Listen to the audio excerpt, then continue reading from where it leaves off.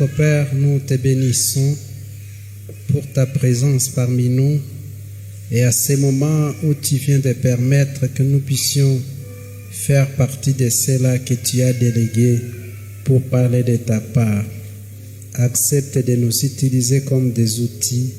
Accepte que par le Saint-Esprit tu puisses parler à chacun de nous. Glorifie ton Saint-Nom parmi nous au nom de Jésus-Christ. Amen. Amen. Nous sommes contents encore que le Seigneur nous ait rassemblés ici pour écouter sa parole, alors que nous sommes en train de fêter l'événement de la résurrection de Jésus-Christ, où à cette occasion le Seigneur, le ressuscité, est en train de nous encourager à croire en lui, mais aussi d'annoncer au monde qu'il est ressuscité. Mais l'annonce aussi dépend du degré de connaissance que vous avez vis-à-vis du ressuscité. Voilà pourquoi ce matin, nous avons voulu partager ensemble avec vous un thème intitulé « Reconnaître le ressuscité pour proclamer sa parole ». Reconnaître le ressuscité pour proclamer sa parole. Nous allons lire dans Luc chapitre 24, du verset 13 jusqu'au 35e verset. C'est un peu une brève lecture, une longue lecture, mais que nous allons essayer un peu de lire rapidement. Nous lisons Luc 24, du 13e verset jusqu'au 35e verset.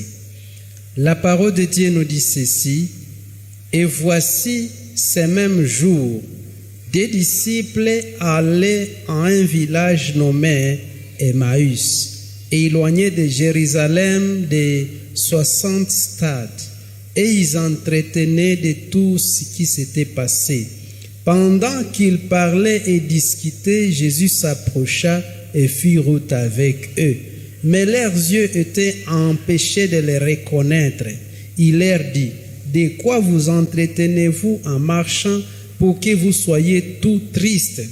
L'un d'eux, nommé Cléopas, lui répondit: es-tu le seul qui séjournant à Jérusalem ne sache pas ce qui est arrivé ce jour-ci?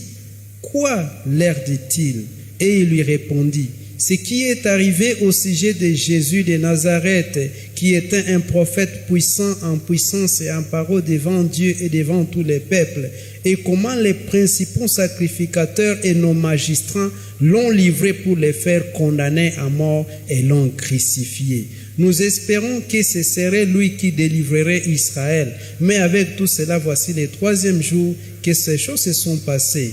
Il est vrai que quelques femmes d'entre nous nous ont fort étonnés, s'étant rendues de grand matin au sépulcre, et n'ayant pas trouvé son corps, elles sont venues dire que des anges leur ont apparu et ont annoncé qu'il est vivant.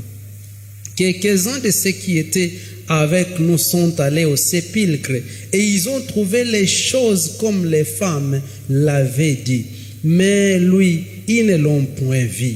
Alors Jésus leur dit: ô hommes sans intelligence et dont le cœur est lent à croire tout ce qu'ont dit les prophètes, ne fallait-il pas que le Christ souffrit de ces choses et qu'il entrât dans la gloire?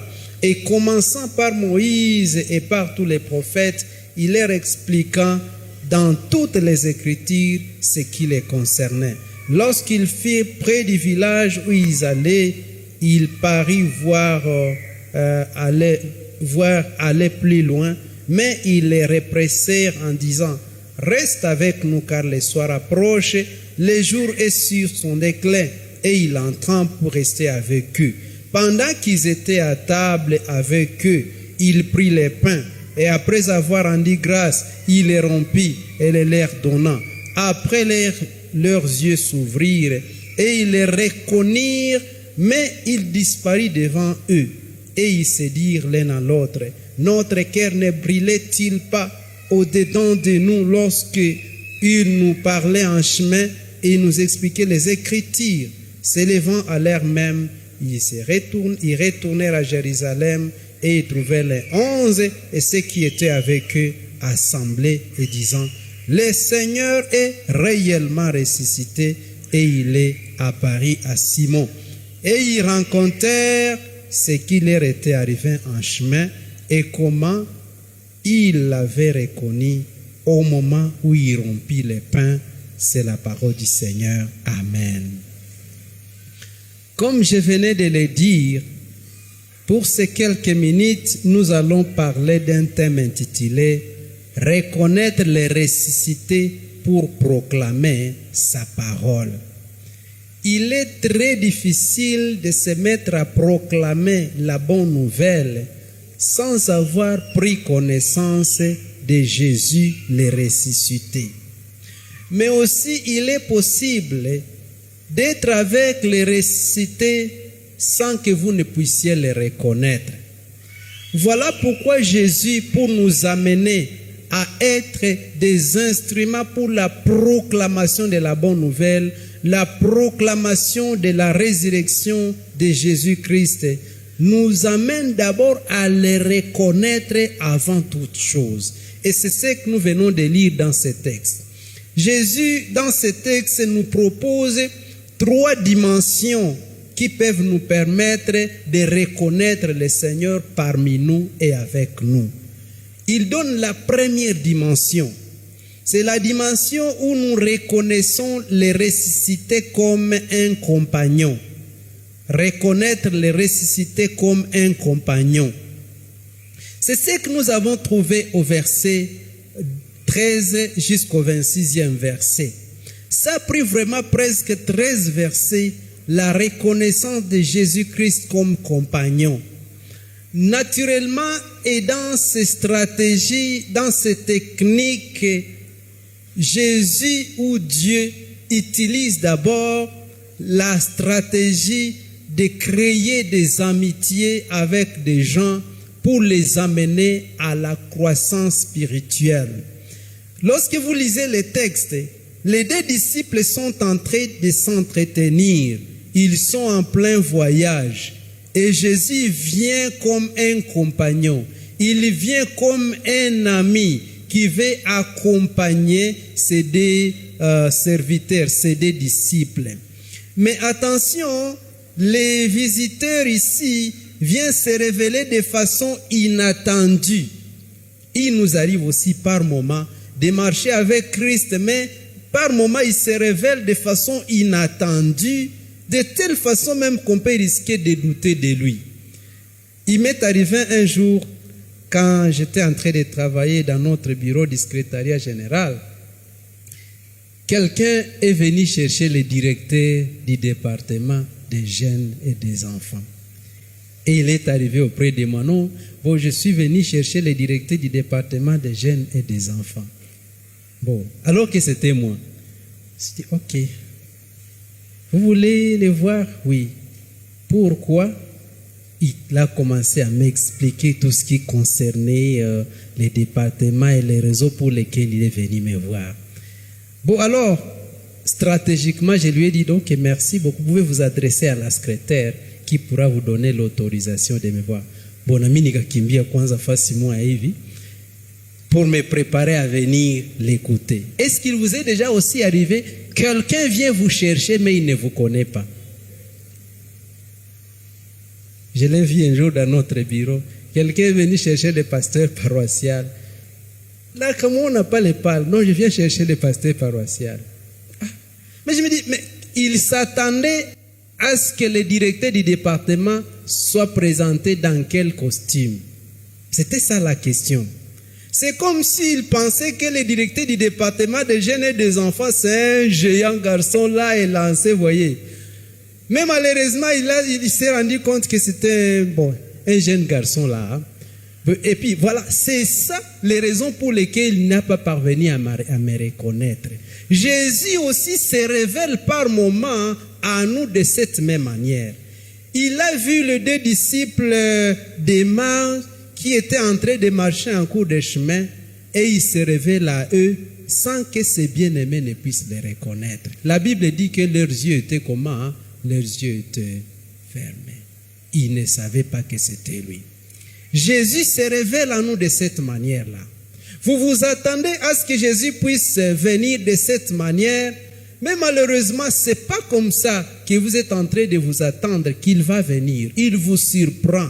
Et Jésus, il nous surprend toujours dans notre marche. Et lorsqu'on est en train de reconnaître Jésus comme un compagnon, c'est ça ce qui arrive.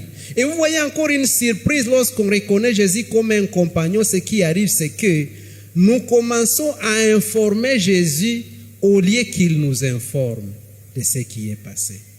Bon, Jésus, tu sais, nous sommes un peu tristes parce qu'il y a un Jésus-Christ qui est mort. Il était un prophète puissant. Il était puissant en parole et en acte.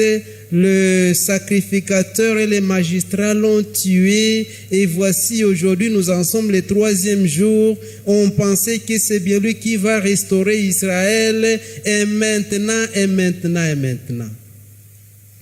Lorsque vous êtes au niveau de reconnaître Jésus comme compagnon, vous l'expliquez les problèmes. Seigneur Jésus, tu sais que je n'ai pas de fiancé. Tu sais que j'avais l'intention de me marier, mais je n'ai pas encore de dot. Tu sais que je n'ai pas d'emploi. Où on a m'informé ce qui a dit oui. Et souvent, ces choses-là, ces questions-là nous amènent à la tristesse même qui est à la base de notre manque d'engagement dans la transmission et la communication de la bonne nouvelle. Chers amis dans le Seigneur, nous devons quitter le stade où nous considérons Jésus comme un compagnon à un autre stade vers lequel Jésus va nous amener. Lorsqu'on est en train de marcher avec Jésus comme un compagnon, on a des attentes purement charnelles, purement physiques. Les amis sont en train de dire à Jésus, on espérait que c'est bien lui qui va rétablir Israël. Et maintenant, aujourd'hui, on est à le 3e jour. Nous ne savons plus comment faire. Vous voyez, ils sont un peu déçus, découragés. Avec ce texte, je comprends que les découragements nous viennent du fait que nous marchons avec Jésus comme compagnons. Mais il nous faut quitter ce stade-là, de marcher avec lui comme un compagnon vers un autre stade où nous allons le découvrir encore davantage. Lorsqu'on est en train de marcher avec Jésus comme un compagnon, on voit, on n'a pas beaucoup de temps avec lui. Ses amis sont en train de marcher en cours de chemin juste comme un visiteur seulement. Un visiteur seulement. Oui, un visiteur. Ils n'ont pas beaucoup de temps avec lui. Quand on marche avec Jésus comme un visiteur, comme un compagnon, on n'a pas beaucoup de temps avec lui. Et lorsqu'on est en train de marcher, de croire, de recevoir, de reconnaître Jésus comme un compagnon, en tout cas, il est possible qu'il nous appelle homme sans intelligence, homme avec un cœur lent à croire. Lorsqu'on marche avec Jésus comme un compagnon, on a un cœur lent à comprendre. Il nous appelle homme sans intelligence. Je prierai, chers amis, frères et sœurs dans le Seigneur, que nous puissions quitter le stade où nous marchons avec Jésus comme un compagnon seulement. Il faut quitter ce stade-là. C'est bien, c'est vrai, de marcher avec Jésus comme un compagnon parce que nous rencontrons de tout ce que nous avons comme problème. Nous l'informons. J'ai été même étonné qu'ils ont été surpris de ce que Jésus n'avait pas connaissance de ce qui s'est passé. Ils ont failli même se moquer de lui. Tu es le seul qui ne connaît pas ce qui s'est passé. Par moments aussi, nous nous moquons de Jésus. Lorsque nous sommes pressés par les douleurs, la souffrance, nous nous moquons contre Jésus. Mais tu n'es pas en train de voir combien je suis harassé, je suis embrouillé. Tu fais comme si Jésus n'était pas avec toi. Bien-aimés dans le Seigneur, que Dieu nous aide à quitter les stades où nous reconnaissons Jésus seulement comme compagnon. Quand on le reconnaît comme compagnon, on est prêt à être attristé, on est prêt à être découragé, on est prêt à venir avec des informations sur les choses que Dieu maîtrise. On est prêt même à douter de ce qu'il est et ce qu'il fait pour nous. Quitter ce stade-là, de reconnaître Jésus comme compagnon seulement. C'est vrai, il nous accompagne, mais il a besoin que nous puissions le connaître à un autre degré. C'est le 2e degré. Reconnaître Jésus comme un maître est un enseignant. C'est le verset 27. On peut commencer même par le verset 26. La Bible nous dit ceci. Ne fallait-il pas que le Christ souffrisse ces choses et qu'il entrât dans sa gloire? Et commença par Moïse et par tous les prophètes, il expliqua dans toutes les Écritures ce qui les concernait. Lorsqu'ils furent près du village où ils allaient, il parut vouloir aller plus loin, mais ils les pressèrent en disant, « Reste avec nous car le soir approche, le jour est sur son déclin. » Et il entra pour rester avec eux. Amen. On quitte le stade où Jésus était seulement un compagnon. On entre maintenant dans le deuxième volet ou alors la deuxième dimension où on voit Jésus comme un enseignant. Qu'est-ce qui se passe? Lorsque vous entrez dans la dimension de reconnaître Jésus comme un enseignant, il vous explique la parole de Dieu. Il vous amène à être assidûment fondé dans sa parole. Parce qu'effectivement, la parole de Dieu, elle est la lumière. La parole de Dieu, elle est pour nous une vie. À travers cette parole, nous sommes remplis du Saint-Esprit. À travers les Écritures, nous découvrons la vérité. Et la vérité nous affranchit. En étant affranchi, on est maintenant capable d'aller proclamer la bonne nouvelle. Amen.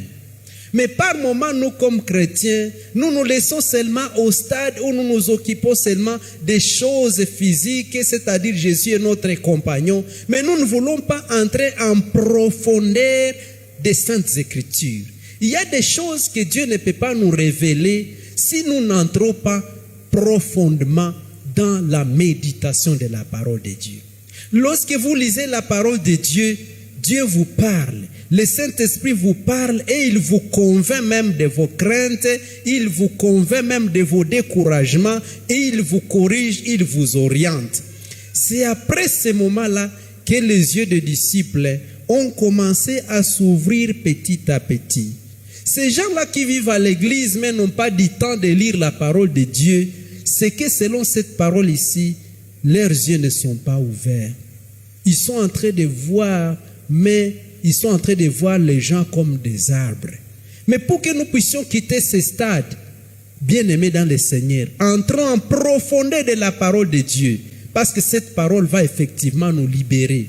Jésus commence à expliquer la parole, les Saintes Écritures, et lorsque ces bien-aimés ont été convaincus par la parole de Dieu, ils ont voulu que Jésus reste à leur côté à tout moment.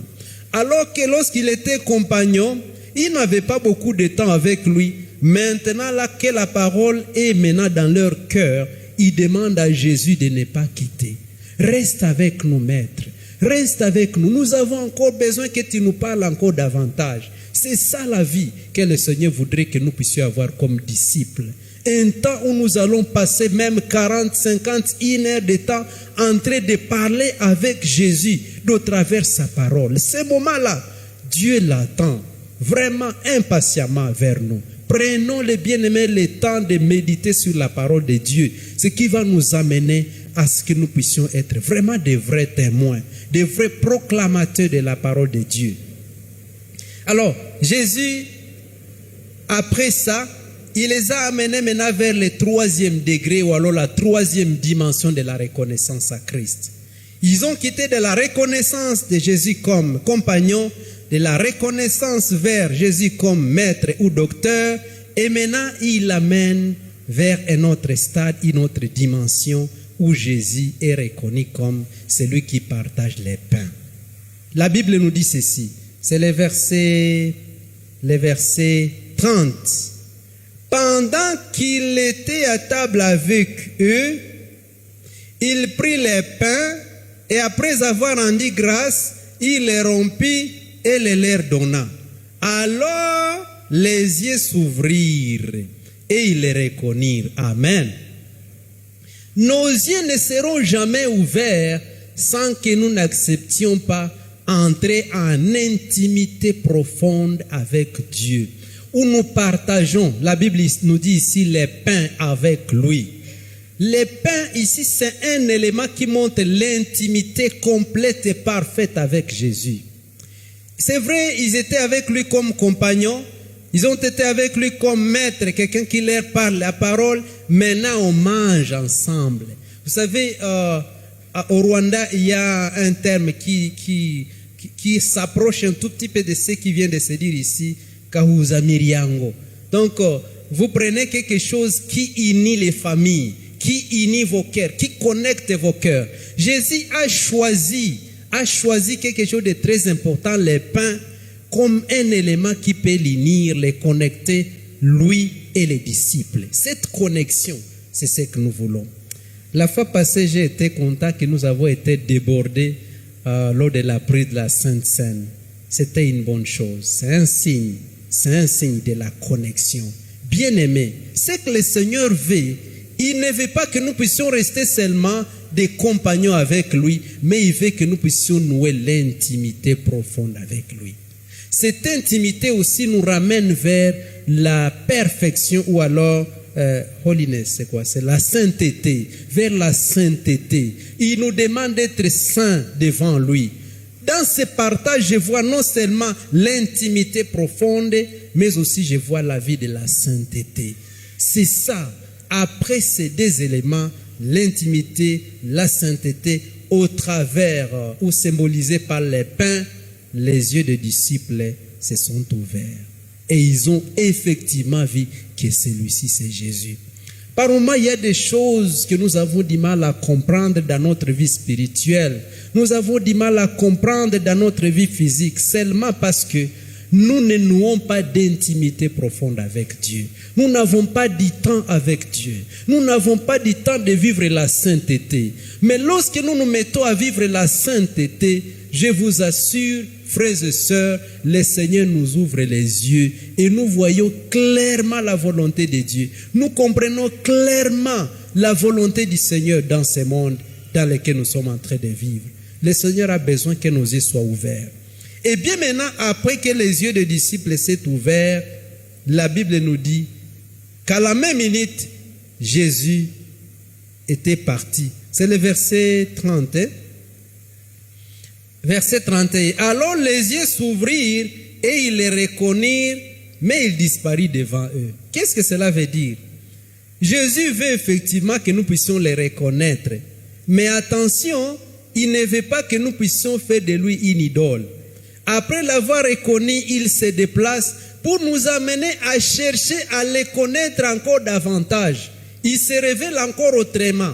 C'est-à-dire, il peut se révéler aujourd'hui dans cette dimension, mais il ne se limite pas par là. Il veut que vous puissiez encore les reconnaître encore demain comme un Dieu encore qui peut faire d'autres choses. En lisant le texte, vous allez vous rendre compte qu'il s'est encore révélé et les disciples encore ont eu du mal à les reconnaître. Il faut qu'ils fassent encore tous les moyens encore pour chercher à les reconnaître. Après l'avoir connu, il disparaît encore et c'est ça la vie chrétienne. La vie chrétienne passe d'une connaissance à une connaissance de l'éternel, de la perfection vers la perfection. Et c'est ça la vie spirituelle. Et quand on a cette attitude-là ou cette habitude-là de chercher à connaître le Seigneur, on perce davantage. Aujourd'hui, il y a des chrétiens qui se limitent seulement à un seul aspect. Je connais que le Seigneur est saint. Quand je lui prie, il me donne. C'est fini. Il les connaît à ce niveau. Mais non, ce n'est pas seulement ça le degré par lequel tu peux connaître le Seigneur. Cherchez encore à le connaître davantage. C'est quand le Seigneur se révèle d'une autre manière que les gens commencent à paniquer en disant Marayo haiko tena Mungu huyu, Marayo haiko tena Mungu. Cherchez à connaître davantage le Seigneur. Il est prêt à se laisser découvrir par les siens, seulement et à condition que nous puissions les chercher davantage. Lorsqu'on cherche le Seigneur, il se fait découvrir. Il se fait découvrir du jour au lendemain. Il nous révèle sa volonté. Il nous fait grandir. Et c'est ça, des percées spirituelles. Après ça, les disciples sont allés maintenant proclamer la bonne nouvelle. Ça sera impossible à nous comme chrétiens d'aller proclamer la bonne nouvelle sans d'abord avoir reconnu le Seigneur, non seulement comme compagnon, comme maître, mais comme quelqu'un qui veut aussi une vie d'intimité avec son peuple. Qu'est-ce que vous êtes en train de faire? Comment est-ce que vous êtes en train de mener votre vie chrétienne? Est-ce que vous êtes resté à un niveau où Jésus seulement est un compagnon, où vous cherchez à vivre la perfection, la sainteté? C'est ça ce que Dieu nous demande, chers bien-aimés dans le Seigneur. Jésus est en train de revenir, prendre son église. Ne seront enlevés que ceux qui auraient déjà reçu Jésus comme Seigneur et Sauveur et décidé de mener la vie de la perfection, la vie de l'intimité, la vie de la sainteté, de la connaissance vers la connaissance profonde de Dieu, notre Père. Le Seigneur est prêt et il nous demande aujourd'hui encore à chercher à le découvrir davantage.